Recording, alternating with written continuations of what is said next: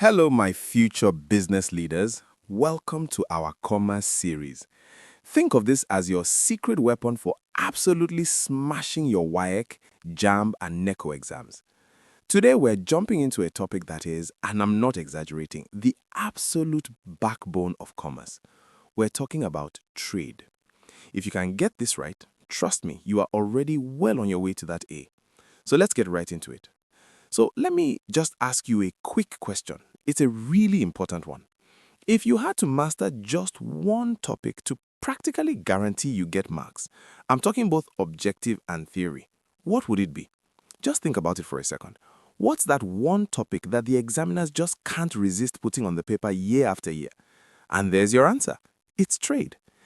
Mastering this isn't just a good idea, it's a core strategy for success. If you can nail this topic, you are on the fast track to that A1 you've been working so hard for. But you might be asking, why is this one topic so important? Well, just look around you. Trade is what powers our entire Nigerian economy, right? From the hustle and bustle of Balogun markets to our global oil exports, it's all trade. It creates millions and millions of jobs. But for you right now, the most important thing is this. It's an absolute gold mine for exam marks. Examiners for WAEC, JAMB, and NECO exams consistently test its definition, its classifications, and they absolutely love setting essay questions on it. Alright, let's start building that A1 grade, block by block. And the very first block, the foundation, is the official definition of trade. Now, this is straight from the syllabus, so you need to listen very closely because these are the exact words that are going to earn you those first easy marks. Here it is. This is the definition you need to write down. You need to know it by heart. Trade is simply the buying and selling of goods and services between parties to satisfy human wants. That's it. In any exam, when a question about trade comes up, this sentence right here is your starting point. It's like the key that unlocks the rest of the answer and all the marks that come with it. Okay, time for a quick mini check, just to make sure you're following me. What's the one huge basic difference between the old system of trade by barter and the way we do things today? I'll give you a second to think about it. You got it? Of course, the answer is money, right? Barter was a direct swap. I give you yams, you give me fish. But modern trade relies on money as that universal medium of exchange. Now, look very closely at this slide. This shows you the first and most important way that trade is classified, and I can almost guarantee you'll see this in an exam. Trade is split into two main branches. First, you have home trade, which is all the buying and selling that happens right here in Nigeria. And then you have foreign trade, which is when we trade with the rest of the world. You have to burn this distinction into your memory. So let's zoom in on that first branch. We're going to break down home trade, and you'll see that even within our country, trade is split into two massive important categories, wholesale and retail. So first up, we have wholesale trade. The best way to think of a wholesaler is the essential middleman. Their job is simple, but it is so vital. They buy products in massive quantities. We're talking containers, pallets, huge amounts, straight from the factory. Then their main job is to break that bulk down and sell it in smaller, more manageable batches to the retailers. They are a critical link in the chain. And this right here is where wholesalers really earn their keep. These are functions and they are often tested in exams. So they buy in bulk, which obviously helps lower costs. They handle storage and warehousing, saving producers and retailers a huge headache. They often provide credit to retailers, which helps them with their cash flow.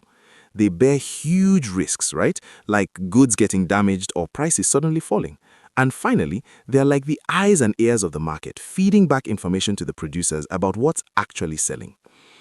Okay, so that's all the trade that's happening inside Nigeria. Now let's zoom out. Let's look at the second major branch, foreign trade. This is when goods and services start crossing international borders. So foreign trade itself breaks down into three types. First, you have import trade. That's simple. It's when we buy things from other countries, like all the phones we import from China. The opposite is export trade. That's when we sell our goods to other countries, like Nigeria exporting our cocoa to Europe. And then there's the special one called entropet trade. This is when a country kind of acts as a middleman, importing goods just to turn around and re-export them to another country. Okay, pay very close attention here. This is a concept that WAEC and JAMB exams absolutely love to test: the balance of trade. All it is the money we get from our visible exports and the money we spend on our visible imports. It's simple math.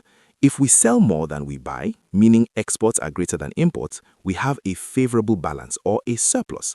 But if we buy more than we sell, imports are greater than exports, we have an unfavorable balance, which we call a deficit. This table right here is a perfect summary for your revision notes. Let's just quickly walk through the key differences.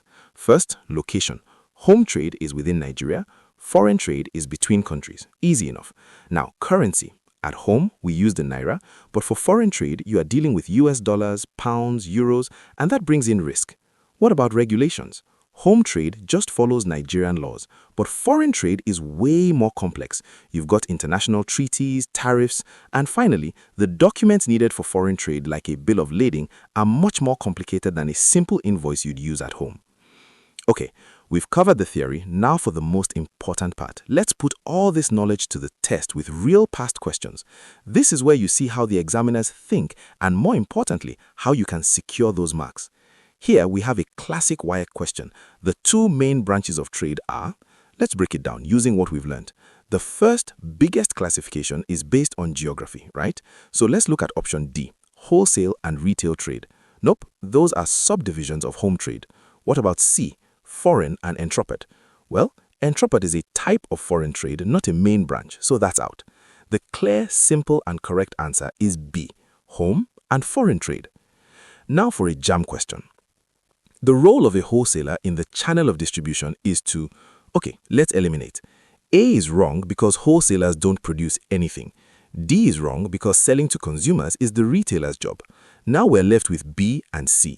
This is a classic JAMB trick where both options look kind of correct. A wholesaler does buy from manufacturers, that's B, but what is their defining role? It's to buy in large quantities and sell in small quantities. That's their main function, breaking bulk. So C is the best and most complete answer. And finally, a tricky one from NECO. Which of the following does not relate to foreign trade? Let's look at the terms. A, certificate of origin is a key document in foreign trade for sure. Dumping is a practice in foreign trade. Export duties are taxes specifically for foreign trade. So that leaves us with B, chartered party. Now, a chartered party is a contract for hiring a ship, and while ships are used in foreign trade, the term itself is more from the world of shipping and maritime law. It's not a core term of trade itself like the others, so that's our answer. Fantastic work. We've gone all the way from the basic definitions to actually solving real past questions. Now let's just lock in all that knowledge with a very quick summary and some killer tips you can use in the exam hall. This slide right here is your ultimate revision card. Seriously, you should pause and take a screenshot of this. It's everything in a nutshell. Trade, buying and selling, home trade within Nigeria, which includes wholesale and retail, foreign trade between countries, import and export, and balance of trade, simply exports minus imports. This is all you need for that last-minute refresh before you walk into the exam. And finally, here are 4 tips that will seriously boost your marks. Number 1, always start by defining your terms. It's the easiest way to show an examiner you know what you're talking about. 2, for your essays, structure is everything. Use clear headings and numbered points. 3, please don't fall into this common trap. Never confuse trade with commerce. Remember, commerce is the big picture. It's trade plus all the aids to trade. And 4, a little memory aid. Home trade is H for here in Nigeria, and foreign trade is F for far away. If you found this explainer helpful for your exam prep, please do me a quick favor, hit that like button, share it with your classmates and friends, and definitely subscribe so you don't miss our next topic. And for thousands more free practice questions, head over to www.examkp.com. Let's go and smash these exams together. Keep up the great work, and I'll see you in the next one.